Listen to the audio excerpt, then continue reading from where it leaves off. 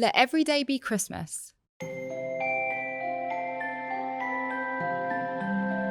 Christmas is forever, not just for one day. For loving, sharing, giving are not to put away. Show you guys with my tree. Like bells and lights and tinsel in some box upon a shelf. The good you do for others is good you do yourself.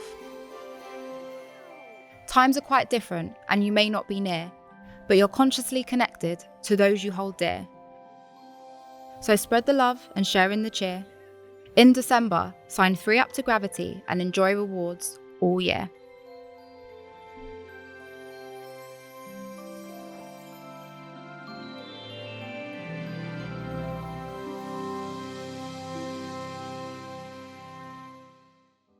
Okay, welcome to another episode of the Bitstocks Podcast, and today we have an internal member.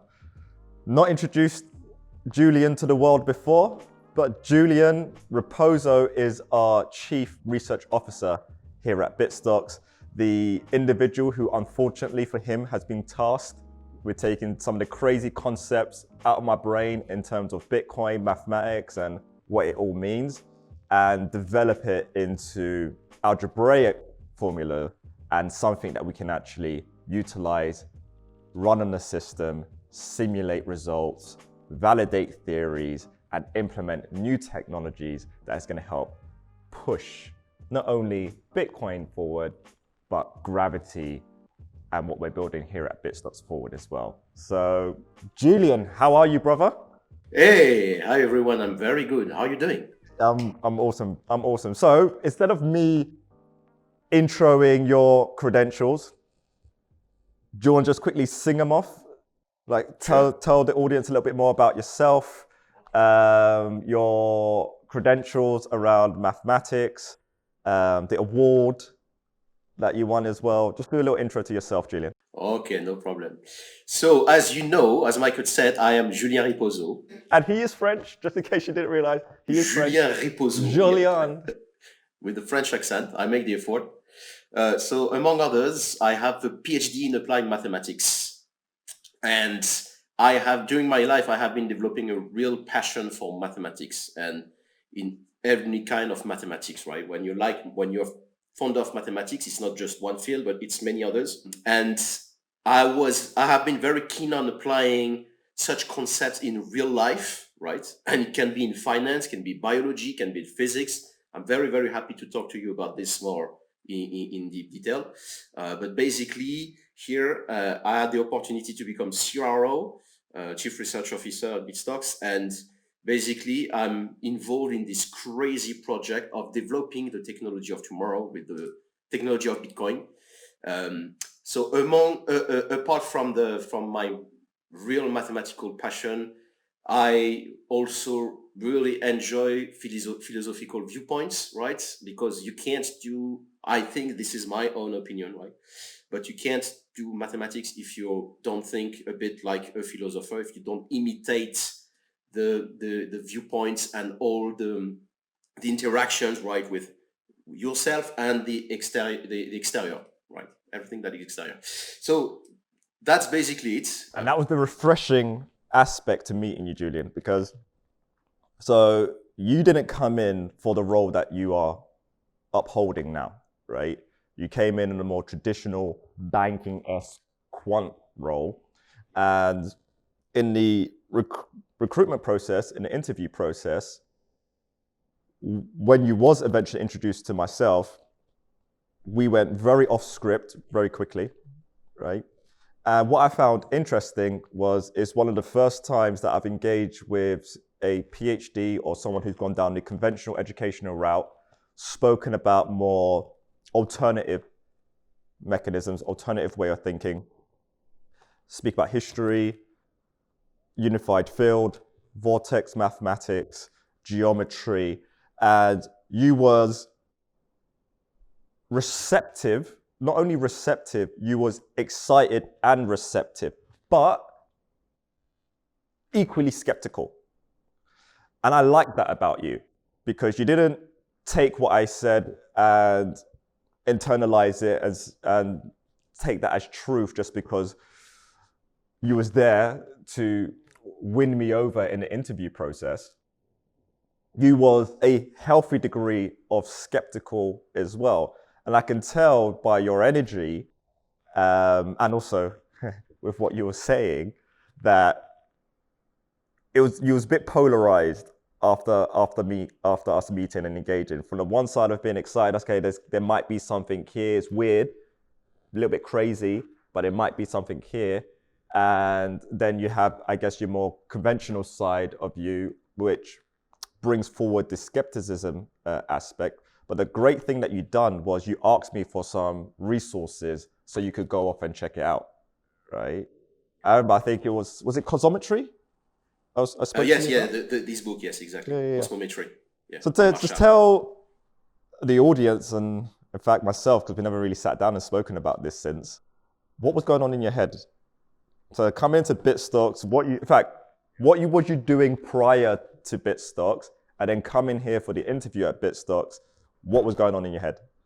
So let me start from the beginning very quickly. So when I was doing my PhD, and I would say even way before doing the PhD, I realized that physics and mathematics are not just used to describe nature, right?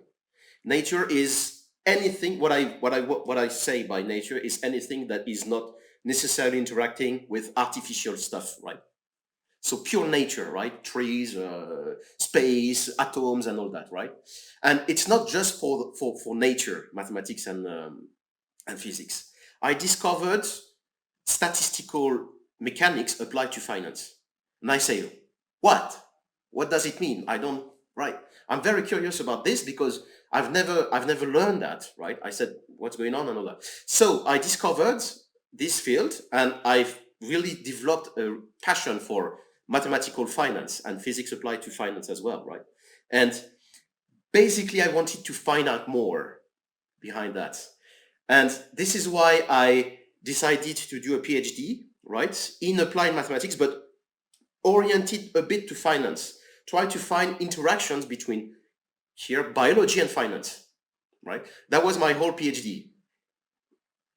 Data analysis applied to finance and biology, right? So quickly, the data are the same. That's what we have to bear in mind. The data in biology and in finance, they are the same. You have time series, you have matrices, and they have all the same mathematical properties, right? And when I figured this out, I realized the power of mathematics, right? It can be applied to so different things. And a priori, when I said to people, biology and finance, they say, what? But it's completely different. It's okay. Then I said, okay, it's very incredible. I want to discover finance, right? I want to figure out what's going on in this universe. So after my PhD, I decided to go to the city of London, where I discovered the world of banking, right? The world of banking is just a crazy world full of crazy people in all the sense you want, right? I can define what I mean specifically by crazy here, but positive crazy, negative crazy. There's a mixture of craziness. Yeah, it's a mixture of craziness. There are pros and cons for sure, right? At the beginning, I wanted to discover, right? No specific a priori except the big curiosity I had towards this universe. But basically, yeah, I figured out this world, all the pros and cons. I changed a lot. I had many opportunities in my life during these 5 years before coming to Bitstocks, right? So I found opportunities in the banking, then in clearinghouse, then in another small fintech, which went to bankrupt, unfortunately.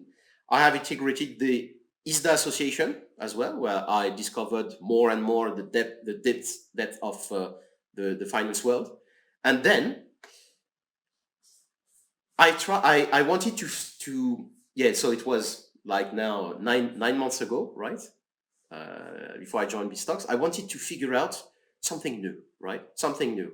Because all of this is very conventional, right? It's not, if you want, it's not, you cannot express fully yourself, because you are prevented by regulators, right? And you have to respect the laws, very, very abrupt, very, without thinking too much, because it's the laws, right? And no one really wants to stand back from the laws and to have a new viewpoint. I can tell you more about that if you want. But basically, I wanted to figure out something new, right? And even if I also had the certificate in quantitative finance, I got the remote award, the Wilmot Award, got rewarded 1 year ago. But to tell you all this, to tell you that, yeah, I understood a little bit how it works, right? The standard banking world, and I really wanted something new. So when I had this opportunity at Bitstocks as a quant trader, I said, okay, Bitstocks is crypto. So crypto was always a world where I didn't have the opportunity to really focus on that, because I was very busy with the banking world. But I found that surprising to find such parallel world of finance. So if I had this opportunity at Bitstocks, I said, wow, I could develop a bit my knowledge and see what's really behind crypto, and especially Bitcoin, because we know that 51% of the whole crypto market is Bitcoin nowadays, right?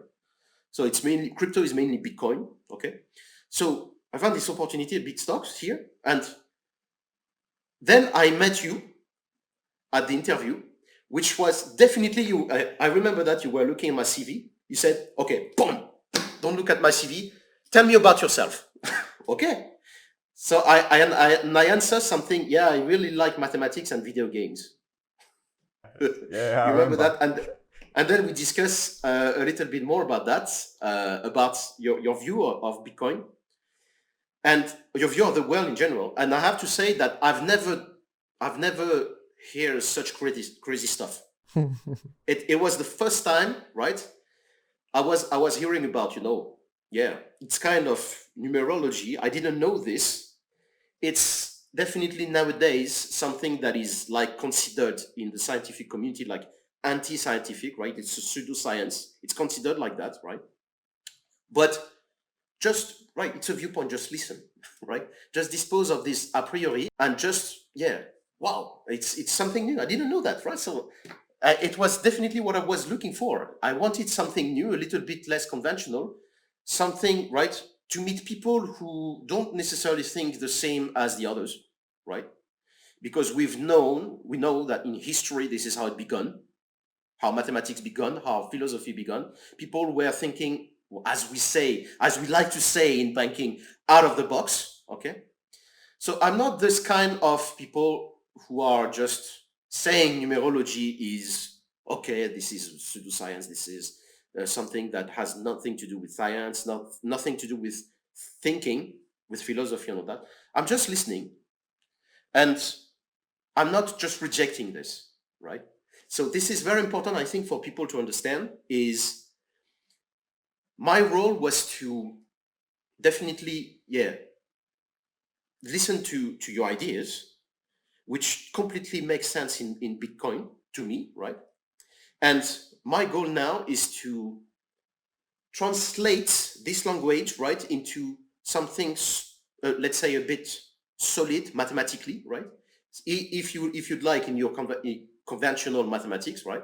Okay, because let's not forget that this is thanks to that we have built the world nowadays, right? And that we will build the world in the future. But basically to make this translation and to apply in the business to build the technology of tomorrow, right? Thank you for sharing that. And so when you actually set on your journey with Bitcoin, so you came in with vague ideas and understanding as to what this whole cryptocurrency stuff's all about. And then you come into Bitstocks. I hit you with some pretty deep, unique views as to what I believe is going on in Bitcoin. I showed you some mathematics to support these ideas and these concepts. I start speaking to you about consciousness. I start speaking to you about symbiotic relationships between machines and with man. I was speaking from a view of basically like a futurist, but saying this stuff is happening right freaking now, right? It's happening now. The tech is there now. And the misunderstanding as to what people believe Bitcoin to be is still developing, right? And I also said to you that even those who are heavily involved in this space and the engineering of this space, I said that there's still, in my opinion, some blind spots there as to what this is going to become and how it's going to become what it's going to become.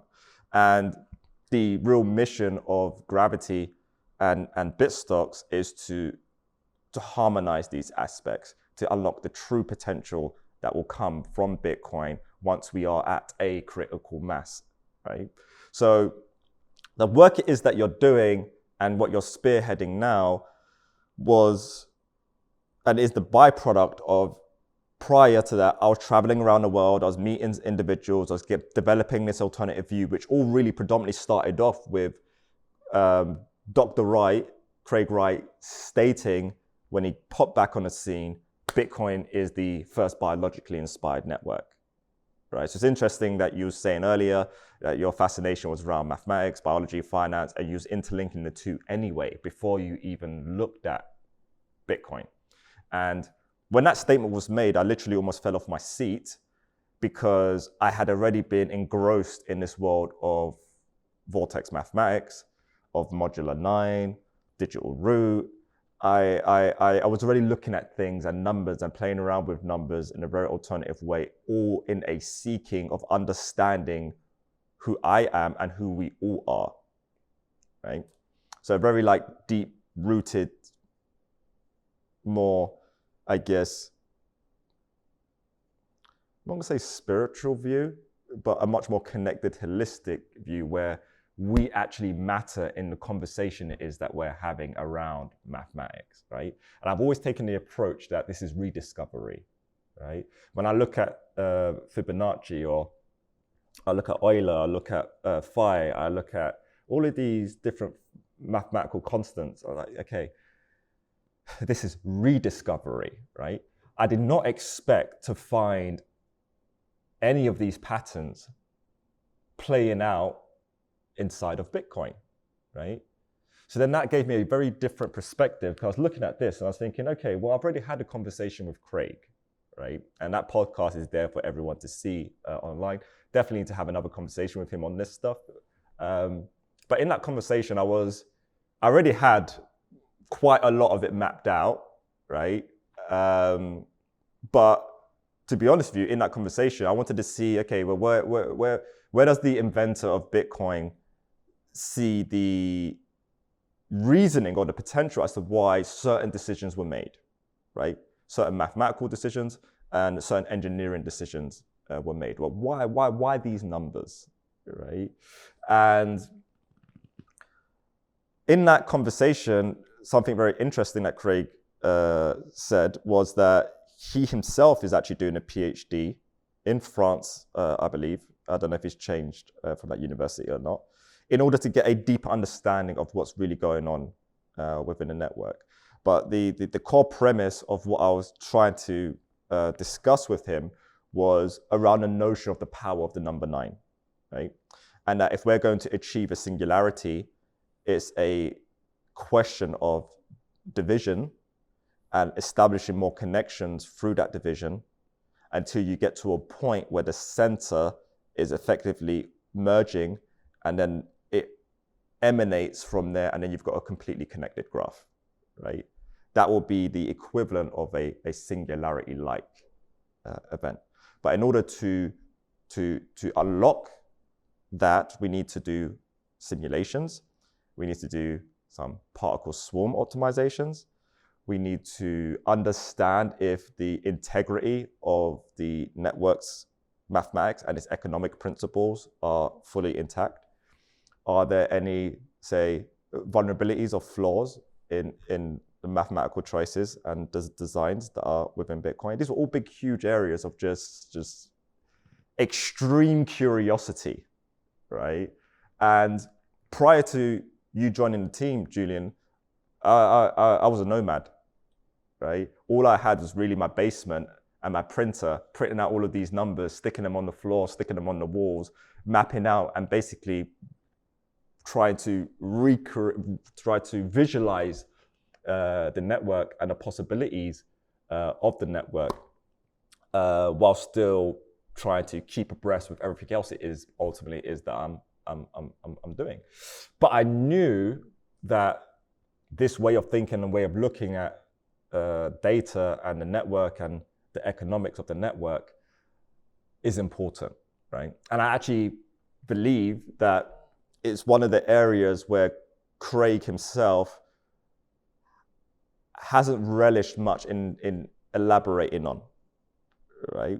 Until more recently, where he started talking about the third layer of the network.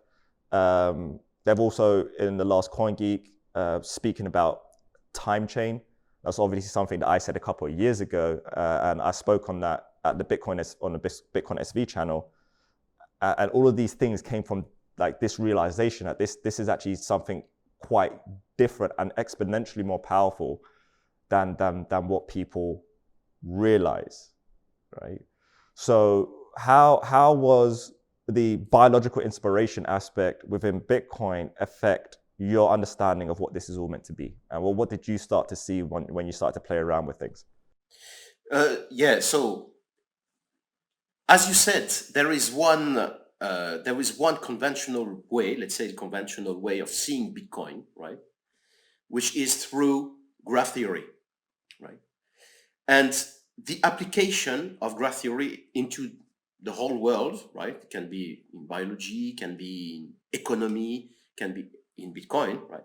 Is just an open question, right? The application to Bitcoin. So you mentioned Craig. Craig is doing some neural network activity around the Bitcoin blockchain, right? The Bitcoin network. This is pure machine learning viewpoint, but if you, let's say, look a little bit more in deep detail, you are going to see that there is something a bit more behind just machine learning, right? And this actually is not necessarily coming from an inspiration from biology or from any other stuff, right? But it's just seeing how the data is behaving, right? Just observing a lot what's going on in the blockchain, and specifically how a transaction is working in very great deep detail, right? How it is working. And you have lots of explanations on the internet, which is, by the way, a danger sometimes, because they can say yes or no, right, for a subject, and you can find a statement and it's contrary. So have to be very careful with that. And very often you find that for Bitcoin, right? But basically, it's just a matter of observation, right? It's not just a matter of how this behaves, right? And this is, I believe, where inspiration from another subject can be a danger. Because in this case, Bitcoin is something which has intrinsic characteristics, right? And it's not just like in biology, right? Because in biology, you have some patterns, okay? But in Bitcoin, you have other patterns which are somewhat similar, okay? And this is what the aspiration can come from. But if you just translate, right? I mean, even transfer the pure knowledge of biology to Bitcoin, you can make mistake here. You can make mistake here because you are not seeing the thing as it is genuinely, right? I think this is very important to keep in mind. And just about Craig, I think that he's very right. Okay, he's very inspirational. He's right. It's a big pleasure to watch his videos because he's a source of inspiration. He's the creator of Bitcoin. Fine, okay. But I may be a bit provocative here. Maybe in general, right, the creator, and we've seen that in history, is not necessarily the best one who's mastering his subject. Right? And we have lots of examples. I mean, otherwise, there won't be any improvements in any kind of technology or in any kind of mathematics, of philosophy, of chemistry, and all that. Right? I think just a biological process of having children, right? Every parent wants their child to be a better version That's of it. themselves. That's it. Exactly. But it's always a source of inspiration, of course, and this is from whom you are learning a lot. You're learning the most, right? But then it's a question of, right? Let's say overrunning that, right? Let's try to be better, to do better, and to find maybe another viewpoint, right? Because this is basically the big matter of someone who is arriving into a subject, who doesn't know anything about it, right? But who can have an idea which is different, right? And yeah, I can tell you about this in my researcher life, right? But we'll be able to bring another viewpoint, and sometimes this viewpoint is not working, right? So in this case, you just discard it and change the lead. But sometimes, if you have sufficient luck, because it's a matter of being lucky as well, then you can do new things, which are also, right, a source of improvement in economy, in humanity, and all of this, right? So to sum up all this, I would say that being inspired by biology, being inspired by physics, by any other stuff, yes, right? But be careful to keep in mind the intrinsic characteristic of the thing, right? And the thing here is Bitcoin, right? Yeah, but I think with the statement of being biologically inspired, there are obviously some principles. In fact, there's quite a few principles where I can see where it's pulled from that inspiration, right? But then, yes, indeed, biology is a very holistic thing, and there are factors within biology that are not very much focused on, which leads you to miss part of the equation, right? For instance, an atom is 99.99% space, right? And we are all comprised of atoms. So even though I'm interacting with Julien, right, and you've put on a nice, you've shaved and you've moisturized your skin for me today, right? Yeah. But and for you guys, and for everyone else, that's still the 0.0001 of you, right? And that's the part that we engage with, that is lit up with the rainbow spectrum, visible light spectrum, and I see what it is that I see, and you see what it is that you see, right? Very limited amount of information. Very limited amount of information. Right? And even mainstream can all agree, okay, atoms, 99.99% space, and we're all comprised of atoms. To which I then run the question, why are we so caught up on the 0.001, right? Should we not be studying the 99.99? But when I bring that up, right, it's all taboo and I'm crazy. I should be locked up. I need to have a straight coat. Like, no. But this is what science has. I mean, yeah. Ultimately become, right? And a view has ultimately become. So when I'm talking about emergent properties, things that you can't necessarily see, right? But they're there, and you need to have a different way of being able to uncover these different relationships, these different properties, right? Because I see, as you know, I see numbers as portals, right? And if you know the relationship between numbers, you could build a grid. And then you'll know where a data is going in one place and spitting out another place, right? You can build a mathematical model around something that is otherwise seemingly random. Yeah, there is a quantum viewpoint of emptiness, right?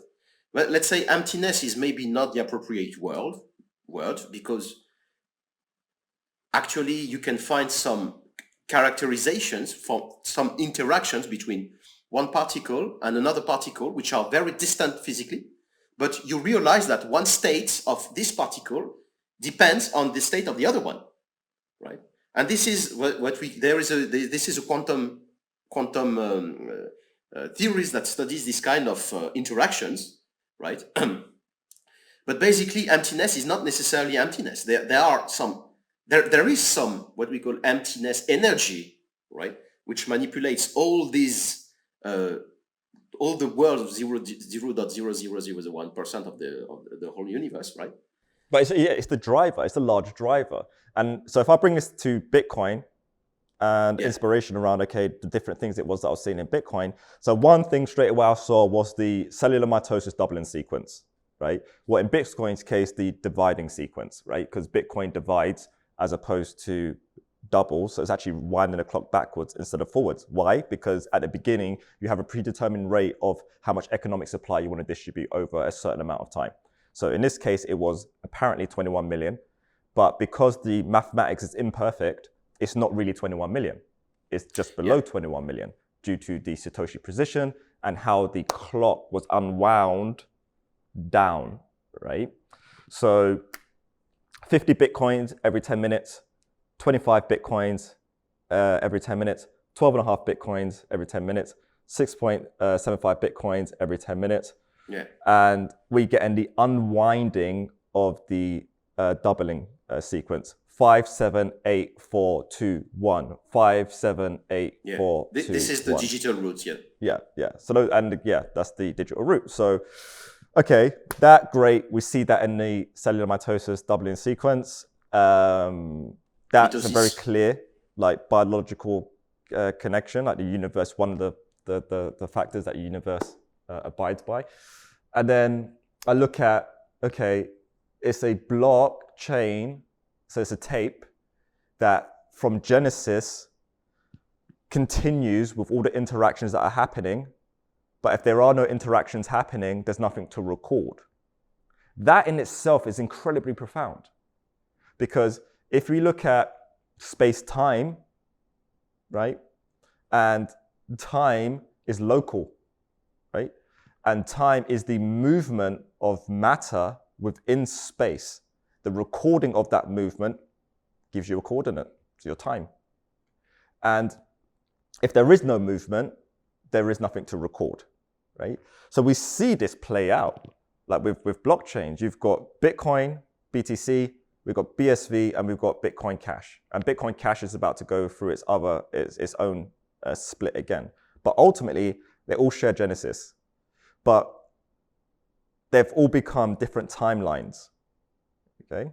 And now you've got different interactions happening on the respective chains because now they've split off, but ultimately they share the same Genesis, right? So we've got a relationship between space and time and the splintering of timelines, right? And then you've got the notion within the SV community is velocity, velocity, velocity, velocity. So we're going to have as much matter moving around within that 10-minute window as possible. But we know that that block can be infinitely large, right? And we designed it as such to be infinitely large to make sure that we can handle whatever data it is that we throw at it. So then I'm thinking about the atom again. And I think, okay, well, it's predominantly space, right? And then you've got the matter, obviously, within that we're all locked in and focused on, but it's predominantly space. There are many design cues around Bitcoin that haven't been adequately articulated from a philosophical standpoint as to why they exist and why these things were chosen, right? And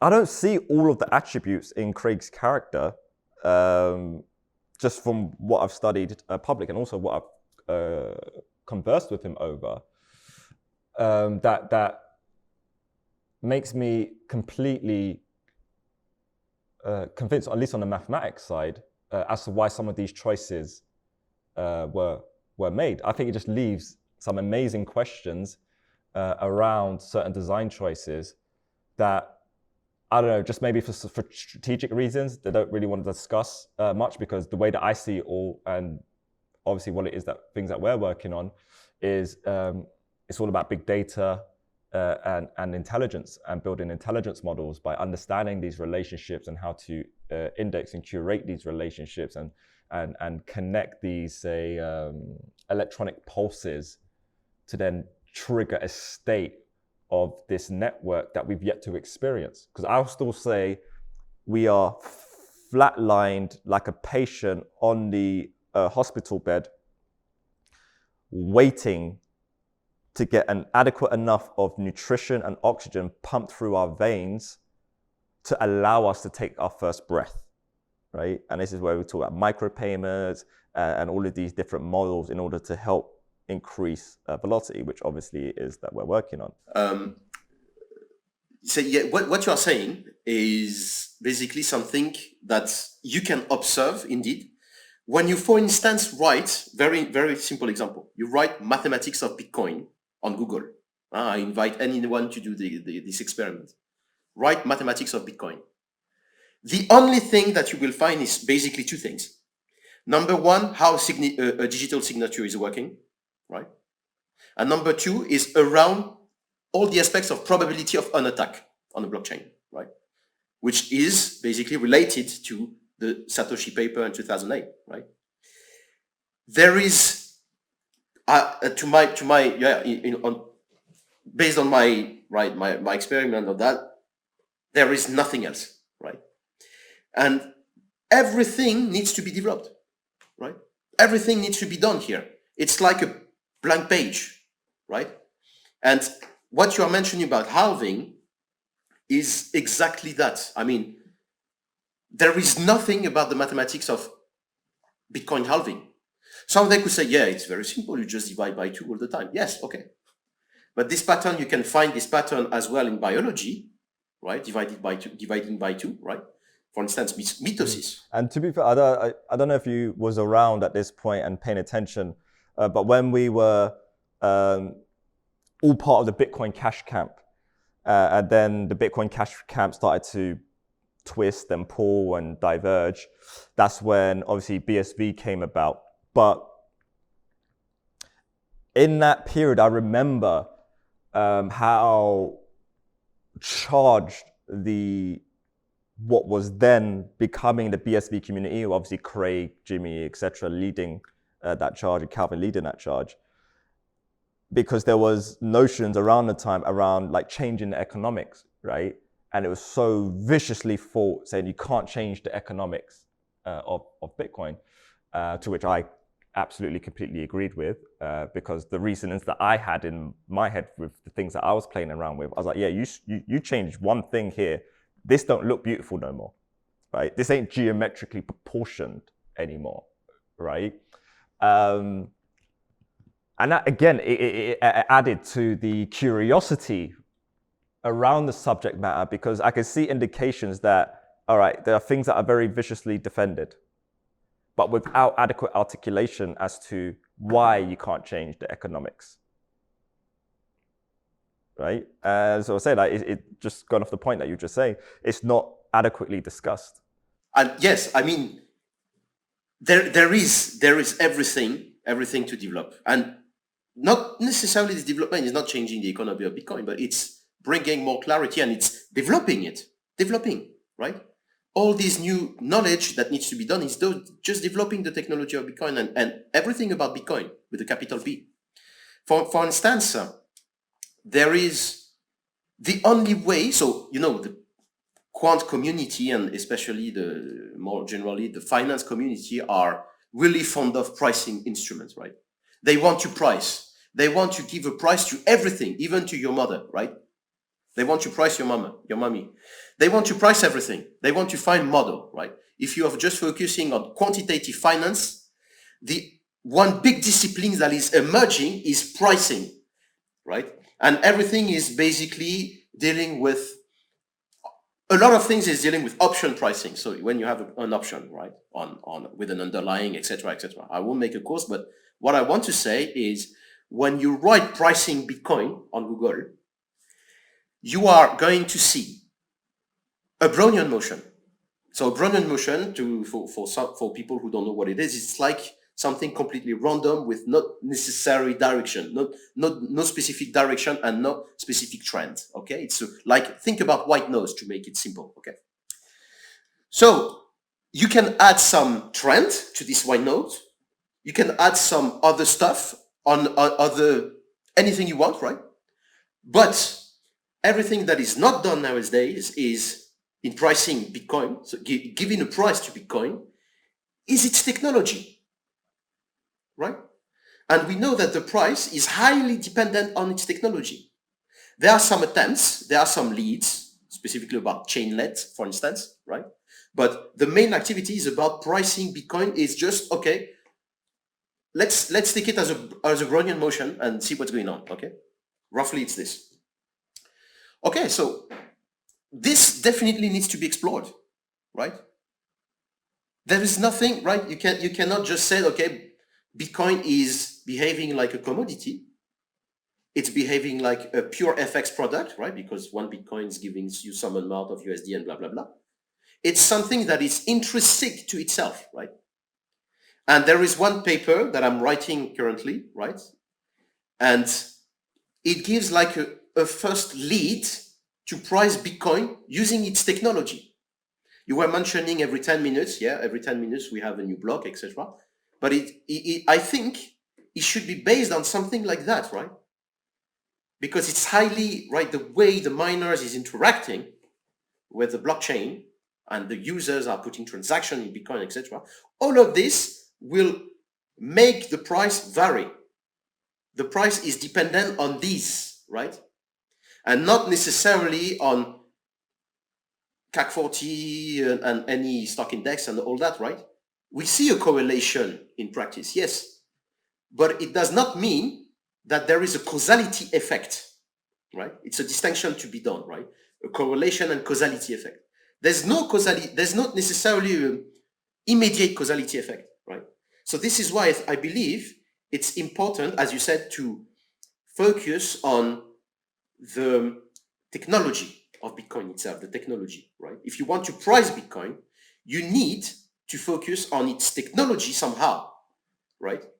And this is intrinsic, right? There's no other commodity, a commodity yet. That's right. Bitcoin is a commodity with not a capital B, but the money itself is a commodity. Yes, okay. But the time chain is not is artificial this time, right? Because it's a succession of blocks, and all this is pure computational science, right?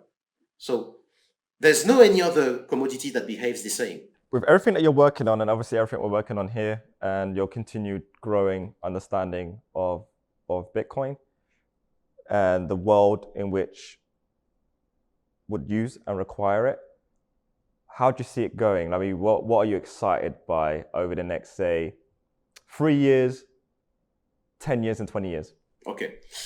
As I said at the beginning, I have 5 years of experience in the banking world. Okay. What I have observed, and still now, what I have been observed is that the banking world is a bank which is fascinating, admittedly, but it's highly non-transparent. You just take this simple example. You are putting your money in a saving account. Do you know where your money is going? I have 5 years of experience in banking. I still don't know. Okay, so people who are watching that video can say, and who are bankers, they can say, what? He doesn't know what he's talking about. But think about that, right? I invite you guys to think about that. You put your money in a banking account. Sorry, but where the fuck is it going? PPE. Yeah, P2, yeah. So it's non-transparent, and I have to say that it's highly corrupted, right? When you have no money, basically the central banks are putting money. Okay, right? So it's a corrupted world, definitely. And we have seen all the abuse stuff and all that. But fortunately, we have regulators nowadays, right? But there is this transparency missing, right? And people on the street, right?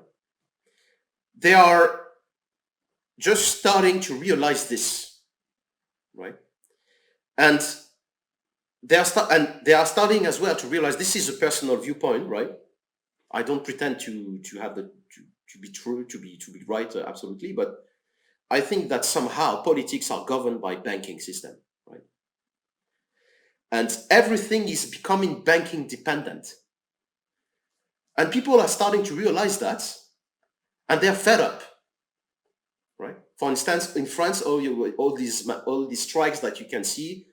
Well, it's right that obviously a bank's behind every transaction, but you're talking about special interest in politics, right? Yeah, everything. I mean, the political system, every system is based on the lack of money, all the crises, right, and inflation effect, right? This is basically what I was mentioning. What I was mentioning was inflation. I didn't put the word, but it is pure inflation how it works nowadays, right? And they're manipulating people. They're taking more and more taxes without knowing why. Where is this money going to? Why do we take why do we put taxes specifically in this area, like retirements and all that? I won't enter the details, but basically there is no explanation. And people are feeling more and more manipulated by the system because of banking world, right? This banking world is governing the world, right? Nowadays, right? The rich people are governing the world, but the problem is that rich people are belonging to 0.001% of the whole population. And the population is starting to realize that more and more. And I think Bitcoin is the alternative, right? Because people are getting fed up with all the politics and banking world and all this environment. They are more and more turning to Bitcoin, right? So I see a very good opportunity here for Bitcoin to grow through time, right? People are more and more interested in that, but it's not sufficient nowadays. It's not sufficient because Bitcoin in itself is a complicated technology, right? If you want to understand deeply what it is, it's a complicated technology. It requires strong math background as well to really understand what it means. And people don't necessarily have this math background. So it's very, very, very important, I believe, to educate them, right? To make things simple, to explain them simply, and that will open more and more opportunity to people. They will start to realize the true power of Bitcoin. Right. But isn't it more a case of just building simple tools, right? So yeah, the educational aspect, totally. I mean, obviously we're a company that's founded upon providing education. But what I really see it pinning down to is the building of tools, right? And allowing people to implement systems of transparency without the tech friction and burden that we have today. And then obviously you've got the second challenge is even if we are ready to implement at scale, right now you need to build a business, you need to have your own development team in order to communicate with the blockchain, right? It is not easy. So unless I'm just a user pushing a transaction, I need to have some form of coding experience in order to utilize the transparent nature of this technology more adequately, right?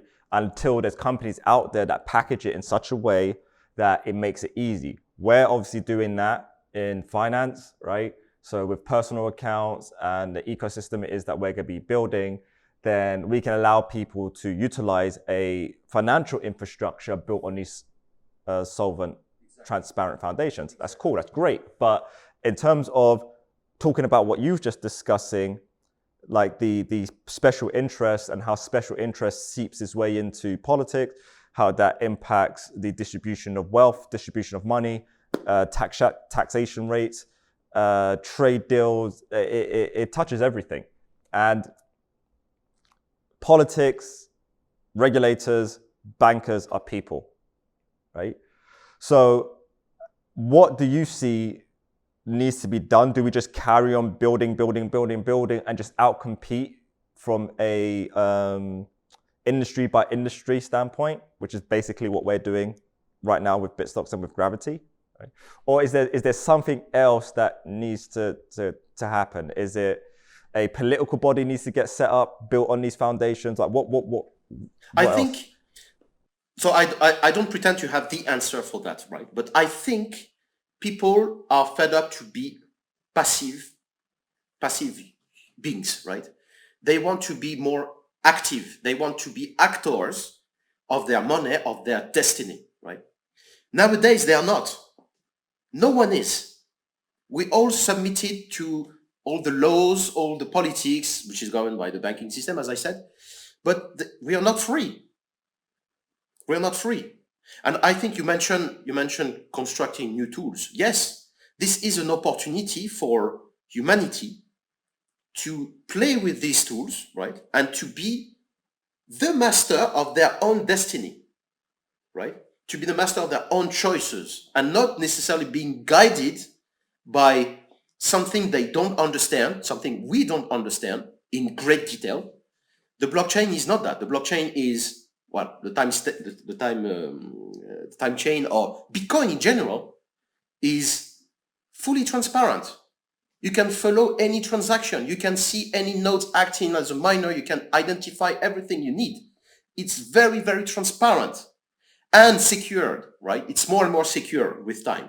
So if we get into an environment where we are having a complete collapse in society, which I don't think is a taboo subject to even speak about anymore because 2020, right? Bitcoin still needs to be compliant, right?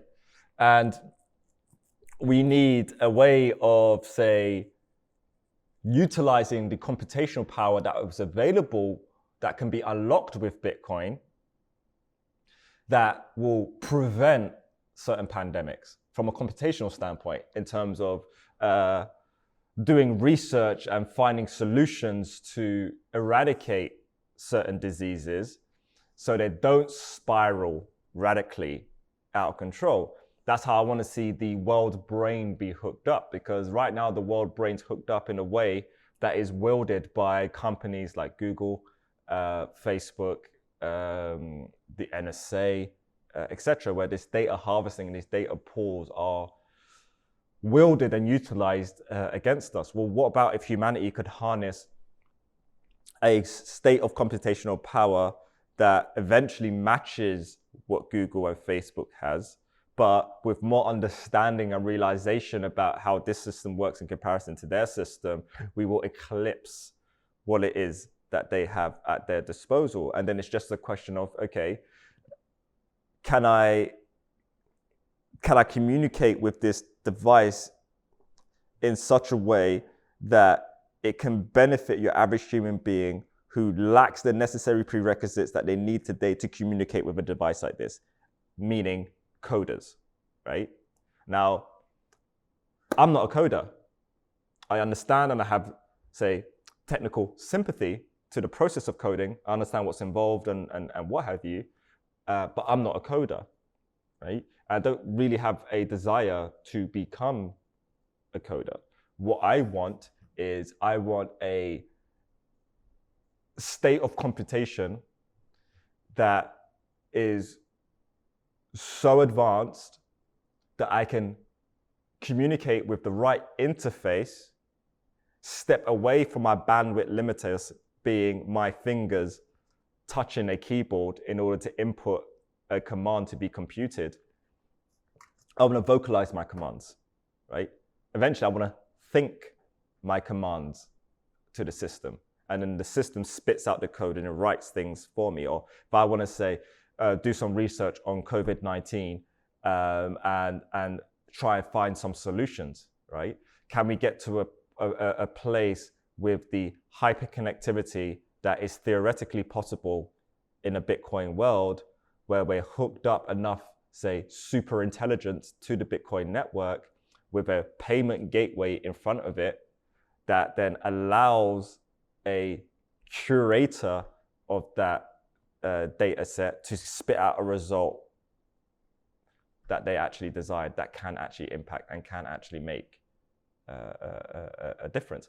I see it as being a very symbiotic relationship between man and machine. And I actually see man being a huge chunk of the computational power, a huge chunk of the processing, right? You've got three attributes to what makes a computer and what makes Bitcoin Bitcoin. So you have your hard drive, permanent storage, right? So in this case, the time chain. You have random access memory, your RAM. So in this case, in Bitcoin, the mempool, the grouping of transactions prior to them being validated and stamped in the blocks. You can also, because it's temporary memory, you've got malleability of that data, right? I could take a transaction out and I could feed it back in. Just like I can decide to take a sip of this water. No, I don't want to take a sip, and I put it back down, right? So you need that malleability of decision making to put a decision in and revoke a decision. And then, well, what triggers all of this stuff is computational power, right? So traditional computer, CPU, and in Bitcoin, I think it's us. I think we're the processor, right? Because I decide when I input something to the system, right? I decide when I trigger a transaction, or I code my machine, so my smart contract, to make those decisions within these parameters for me. And I can make a sequential set of contracts to then give me some degree of dexterity to what it is that I want to output at the end. If we build on these concepts and you've got millions of people all around the world doing exactly the same thing, we're all communicating the same protocol, so we're all ultimately building stuff that speaks the same freaking language, and I can leverage off what they're building because they want to be economically remunerated. Someone else wants to be economically remunerated, and before you know it, we're recreating a universe that is all singing one song, and that song is Bitcoin, right? So in this case, Bitcoin SV, right? But that's the song, and that's the delivery mechanism of how all of these waves and different state of consciousness and machine intelligence and human consciousness interacting and making this big dance.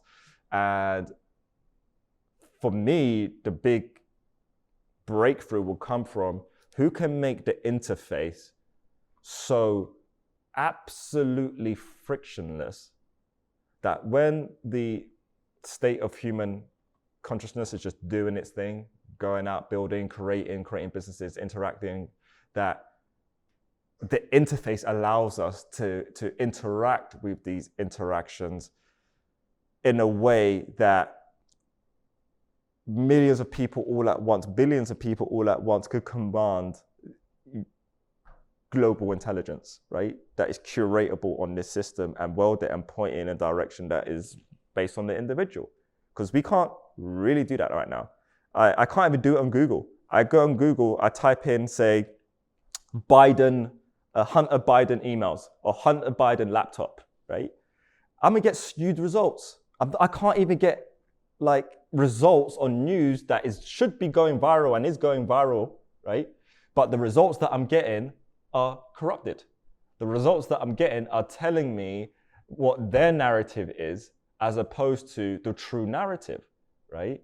So we don't have this machine, and it's very difficult to get the effects of what you truly want. And again, where does that go? It means the skill set sits back on the user, and now as a navigator of world intelligence, so the internet, I need to bring a certain degree of skill sets, VPNs, how to access, say, the QAnon forums, right? How to access like different groups, how to rip back the layer of censorship, how to prevent myself from being censored. I need skills now. Just to navigate the world, I need skills. That is moving away from empowering human beings with technology, right? And I think that is the ultimate realization that Bitcoin can bring forward to the world. Obviously, what our department is all about in really taking these concepts of connection, because that's really what it is that you're working on, right? You're working on ways to read this information field better, understand the relationships, decipher what governs these relationships. Is there a pattern to what governs these relationships? Can we articulate these patterns? Can we articulate the patterns at scale? Do they maintain, right? Can we index them? And ultimately, it's then going to be, okay, how do we visualize them? What are some of the ideas around how you can see the visualization aspects of? I think you when you're mentioning that, we are the people all around the world are connecting to the same global, right, platform or same global universe. I think people need to first to realize that, right? And the problem with the current society is that people and everyone, right? I don't say people, but I say people, me including, right? And I would say everyone. People are influenced by let's say, I'm just coming back to the politics and the political system, right?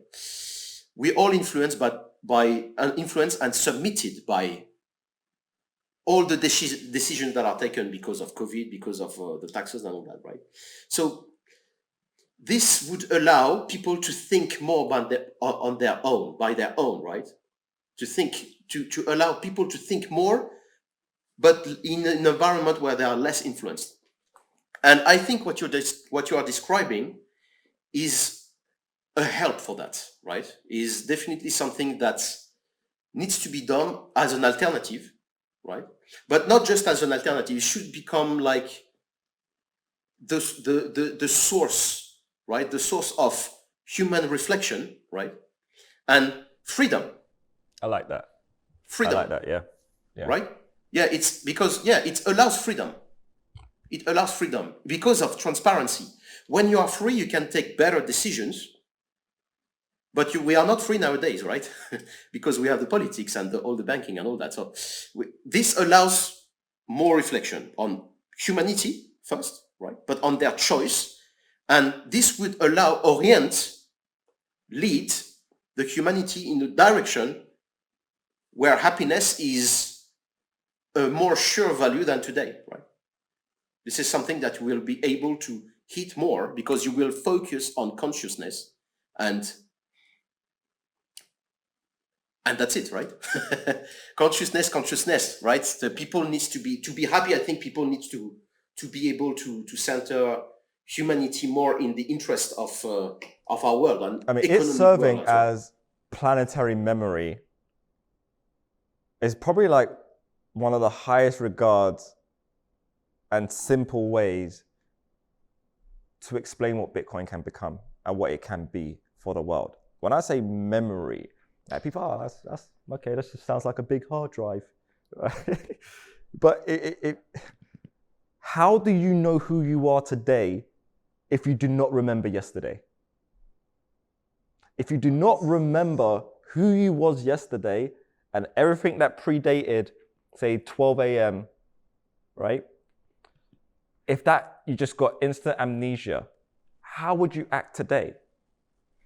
Right. I think this is something that is memory is purely consciousness. I mean, consciousness has a memory, right? And you can have a memory without being conscious. And Bitcoin can serve as planetary memory for everyone's interactions and consume everyone's interactions. If you potentially check out, right, of this reality, your memories can be mapped out there in such a way that if you believed in reincarnation, you can leave breadcrumbs for yourself.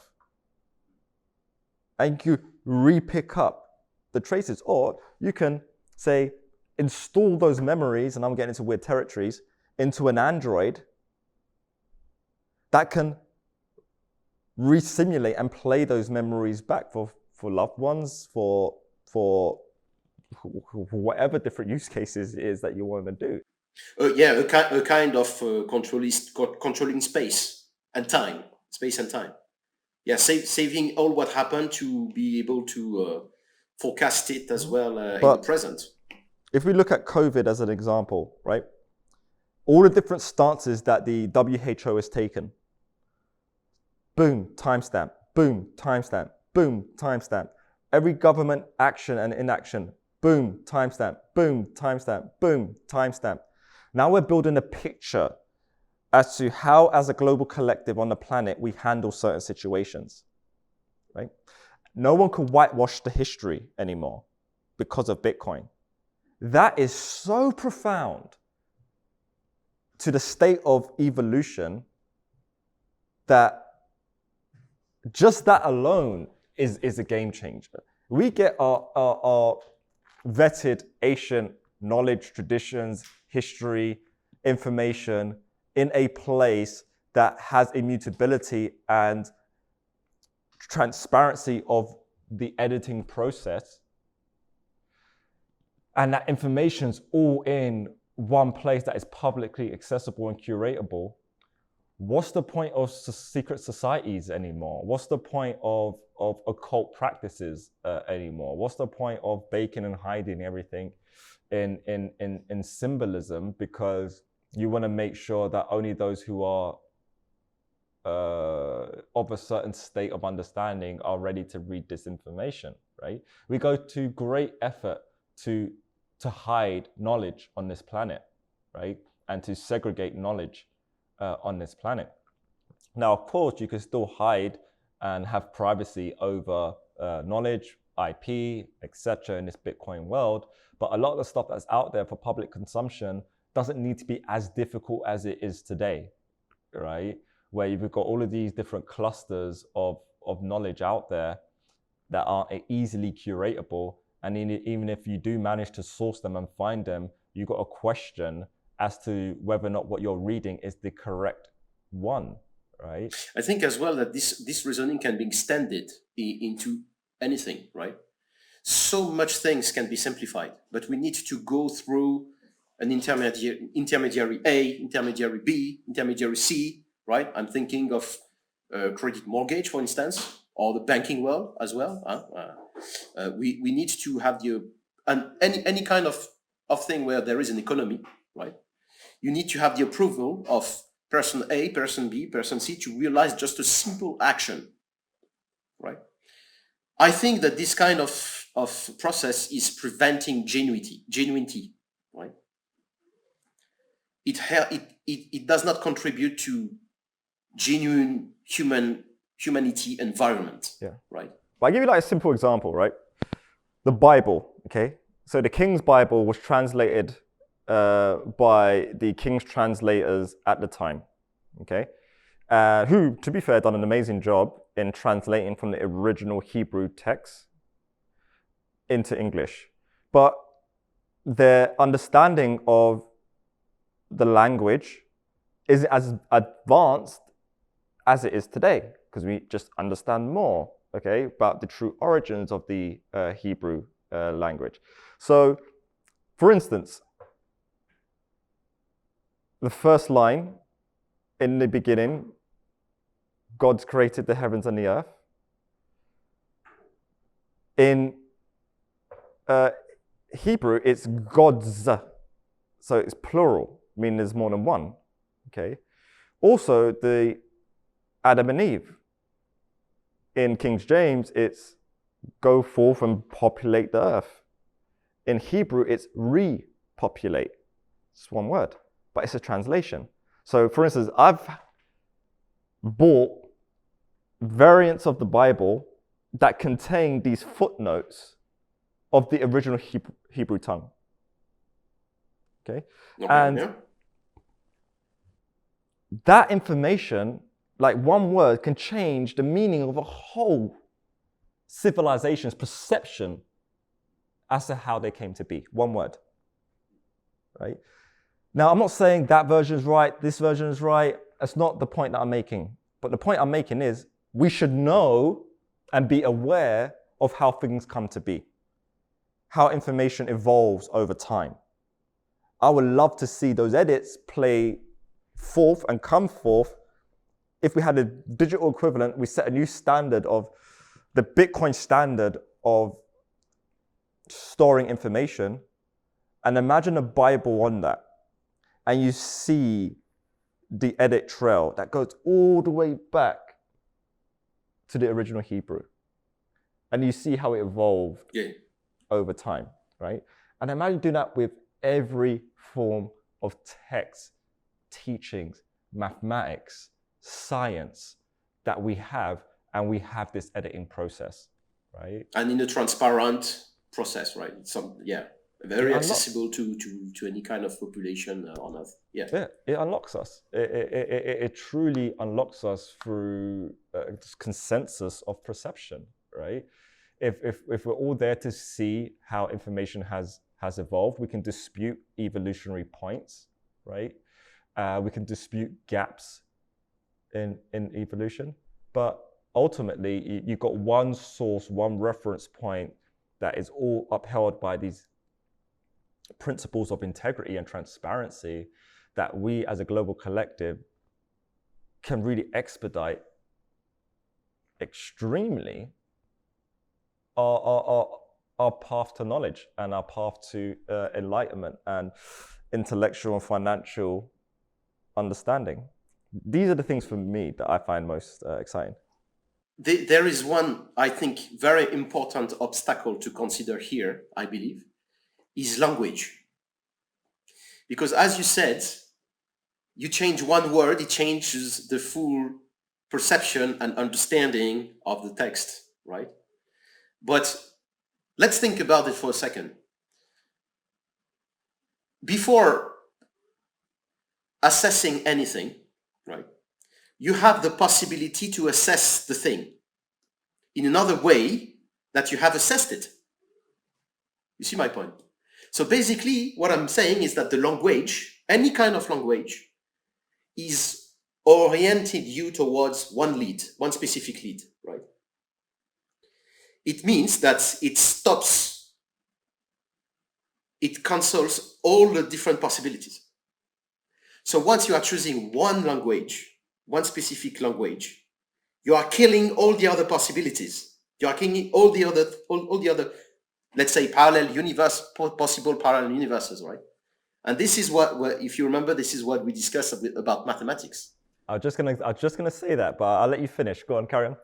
So basically, yeah, we have chosen one language for mathematics, but if we have chosen another one, if we were not influenced by Thales and Pythagoras, for instance, what would the world of mathematics be nowadays, right? So this is why I think this is one obstacle. I was going to talk on math, but slightly differently. When I articulate sounds from my voice box, every sound you can record, break it down, and tell me the frequency. Okay? And if I have more sounds amplifying the exact same, in fact, emitting the same frequency as me, that's called resonance. And now you have an amplification of the wave. It's the same wave, but it's higher, or if there's a cancellation effect, it's shorter, and then it nullifies itself out, and then you're out of resonance, right? So you have an amplification effect, or you have a cancellation effect, right? So when we're talking about mantras, or the Aum, if you're reading something, say, from biblical times, or religious texts, that is teaching you a pathway to the divine through some form of connection, whether it's prayer or whether it's meditation and a mantra, right? The vocalization aspect to what it is that you're saying to achieve your connection is heavily important. Because if the translation included, say, in a modern interpretation, vowels that did not exist in the ancient time, then you're off because you're not vibing at the frequency that you're meant to be vibing at in order to connect with the energy is that you wish to connect with, right? So, and this is where I see mathematics as truth. Because even if I speak, if we were nerdy enough and had the time and we can like map it all out, record the waveform and work out, okay, what frequency I'm speaking at, right? Then you then take that to a mantra, and then you mathematically map out a mantra, and then you can see, okay, if you add, say, a vowel into a mantra, will you get the same waveform? It will change. And this is where, like, being very particular and specific on what you're using your instrument, which in this case is your voice box, to articulate all stems from, is that translation correct?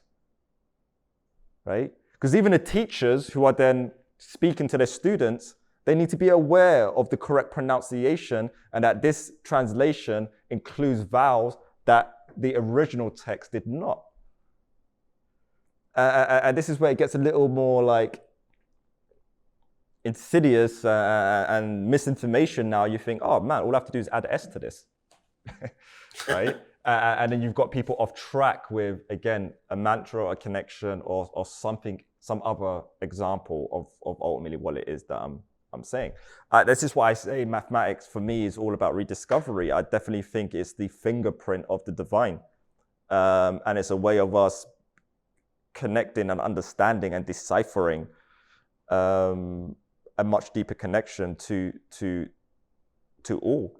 I really see math as that key to unlock all of these different possibilities. And that's why I love to speak about music in the same breath as well. I see them as the same thing, right? Musical octaves. And then you look at our mathematical system, not the conventional one, obviously vortex-based and what have you. Like, even a circle, 360 degrees, you slice that bad boy in half, you push the top half to the side to join the connection of, say, in this case, if I push it to the right and I join the top half of the circle to the bottom half of the circle, I've just created a wave, right? So I know that's a very simple way of looking at it, but ultimately it also can't be debunked. It is a wave. There is, so if we focus indeed on music, there are two ways to represent a signal, right? The first way is time. So where this wave is appearing, at what time is it louder and lower, etc. And there is frequency. And you were mentioning frequency, okay? So both of them are actually mathematically linked. Okay, it's just the same thing. It's two faces of the same coin, actually. So one representation would be equivalent to another one, right? I think that mathematics would allow to represent what we are perceiving in a way, right? And something that I have not mentioned at the beginning, but my viewpoint may evolve or the more I discuss with you, it may also change and be adjusted or refined and all that. But all these different representations may actually be the same kind of texture of substance, right? And this would maybe reconcile the fact that you are saying that mathematics is like connection to divine, yeah? But I would say the same idea, but in saying that, okay, all the different representations representing what we are perceiving would say the same thing, right? So if we come back to the example of Pythagoras and Thales, okay, if it wouldn't have been these guys, it would have been other guys, right?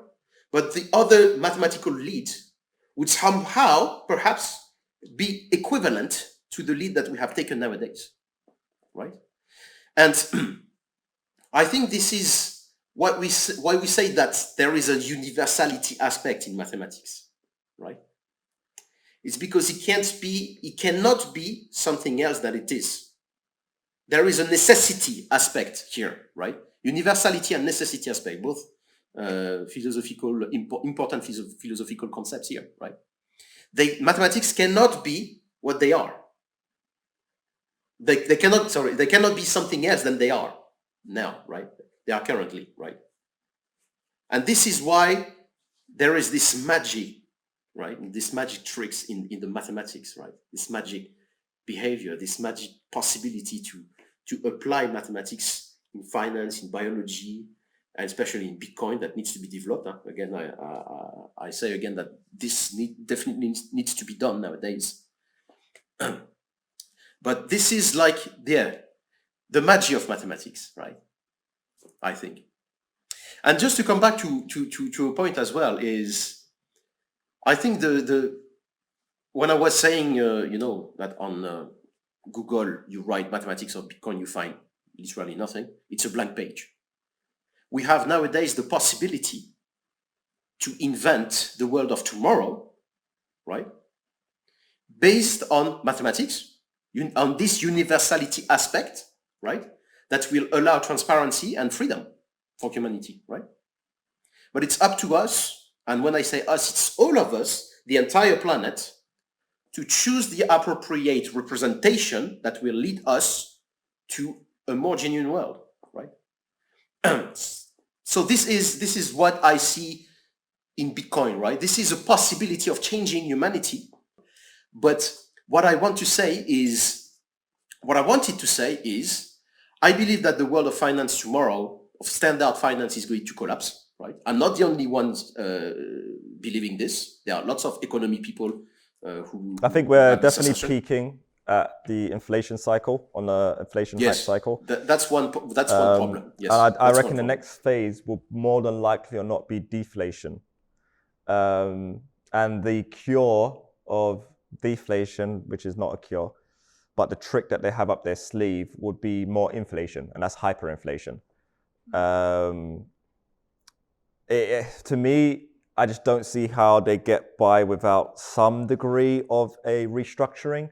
So whether that be a reintroduction of gold as a standard, I think that's the most viable potentiality and option. But I definitely see the signs of negative interest rate being rolled out, them talking about digital dollar, because end of the day, central banks are going to need to make sure that they've got some form of blockchain. Yes, they want to imitate. They need to digitize it, because the only way that you and I could prevent being caught up in a whole negative interest rate coup is withdraw our cash from a bank and put it underneath a mattress. But if they go all digital, they prevent you from doing that, which means they keep all the water in the fishbowl, right? There's definitely very, very, very telling times will be coming from a financial standpoint. I do have some optimism, however, because if the corruption gets cleaned up the way it looks like it seemingly will get cleaned up, the new Hunter Biden and Biden scandal, Obamagate scandal, Ghislaine Maxwell documents are being released soon, apparently as well. These are huge, power plays of this old guard who were ruling and running the world. My question is, put that stuff to the side. What happens to all of the money from their illicit gains? Right? All the property, the assets, the gold, the art, the money, the technology. What happens to it all? And that's where I hold a candle of optimism that if the right guys are in power, do we have a repatriation of all of that wealth? We could imagine a system that would transfer, right, directly all the wealth from the current system to the Bitcoin, for instance, right? Would that be how to do that?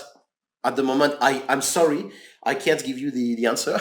But I would like to give you just another example where the current finance system is a bit problematic. I was mentioning about option pricing. Nowadays, there's no one bank that is not using Black-Scholes. So Black-Scholes is a model of option pricing. But the assumptions are absolutely not realistic. So I'm sorry for my previous banking colleagues, right? But come on, right? I mean, saying that the price of any asset, any financial product is a brown in motion, without trend, just a pure white noise, is absolutely not realistic, right?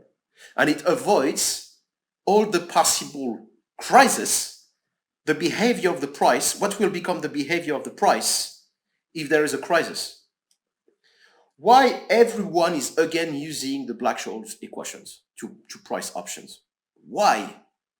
Because I think that when you see all those bankers and all these environments, they like being in the bubble, right? Which is their own comfort zone. comfort area. They don't want to leave that because otherwise you could have problems, right? Because you have the regulators and all that, which is settled. If you want a revolution, if you want something new, right, you need to maybe, destroy a little bit this system to reconstruct it better, right? Like regulatory and all these aspects. But because the regulations, and especially since 2008, they are preventing creation. They are preventing creation. And I think this is very important to realize that.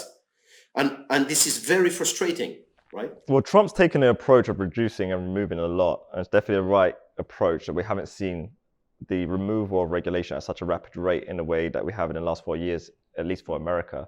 But I agree, in terms of a stagnation and stifling of economic prosperity and imagination, and it really does prevent a lot of entrepreneurs even being able to have skin in the game. And that's where the innovations come from. Yeah. So yeah. I definitely see that as a big issue. All right, well, we've been going almost 2 hours, right? I'm definitely sure we could go for another couple of hours. I just wanted this to be kind of light touch, introductory, introduce you into the world of Bitcoin and the community. I just give people a little bit of insight in some of the crazy kind of ideas and concepts and conversations we have here at Bitstocks, and just how much of a free and open environment it is for thought. And one thing I want to ask you a final question on before we run away. Let's say that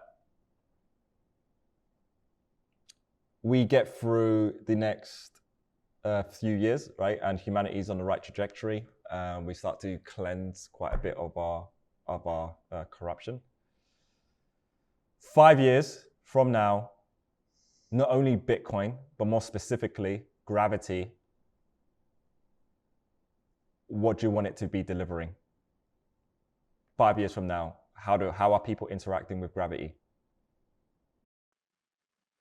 So the idea, would be the Gravity is like the center of the Bitcoin environment, right?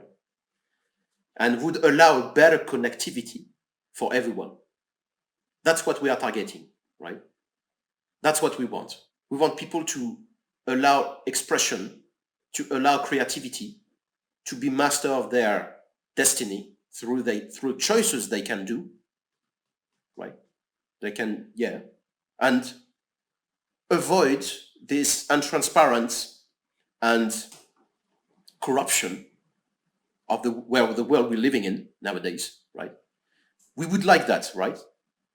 I want it, so I'm working on my research now. I'm working on a way, right? A mathematical way now. It's mathematics. It's right. It's a life project basically, right? It's a life project.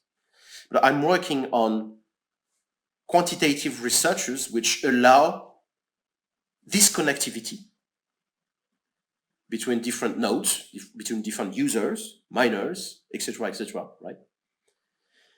Tomorrow, I would like the Bitcoin technology to allow to stack the name of my cat, to remember the name of my cat, if you see what I mean, right? And I would like to find a possibility that will allow everyone to stack like to create a big encyclopedia of humanity, right? And this is what you said at the beginning, right? You said something like, we'd like to everything to be connected and to remember a specific thing at a given time, at a given space, etc. But this is exactly that, right? And the possibility of having a universe which is fully transparent, which allows the best possible choice ever, right, is possible with Bitcoin. This is why I believe that Bitcoin is not just it's not just a crypto money, for sure, right? It's a technology that allows a better genuinity. 100%. Well, on that very, very strong sign off and send off,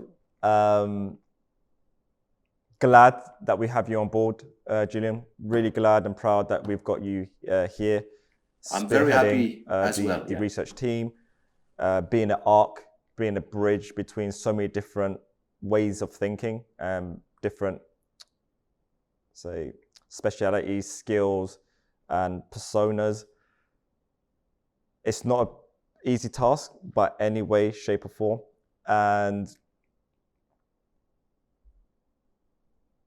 these next few years are going to be not only exciting for us, they'll be exciting for everyone who interacts with us. And hopefully we do it well enough, they won't even know that they're interacting with us, right? Everything, yet nothing. And maybe everyone will also know the name of your cat because of Bitcoin. Oh, yes, please. Yes, please. All right, brother. Well, look, this is one of the goals. I have a plethora of things it is. I could talk to you like this because you're a team member. I have such a crazy day on my schedule today. So I'm going to leave you. Thank you, everyone, for tuning in. Any final last remarks you just want to say, Julien? Yeah, thank you. I was very pleased to talk to you. And I hope that people who are going to listen to this video will find a good way a possibility to focus a little bit more genuinely on Bitcoin. Yeah, I want my Walter Russell book back soon too. No worries, it's there. All right, people. Peace, love, and light. Until the next time. All the best. See you around, guys.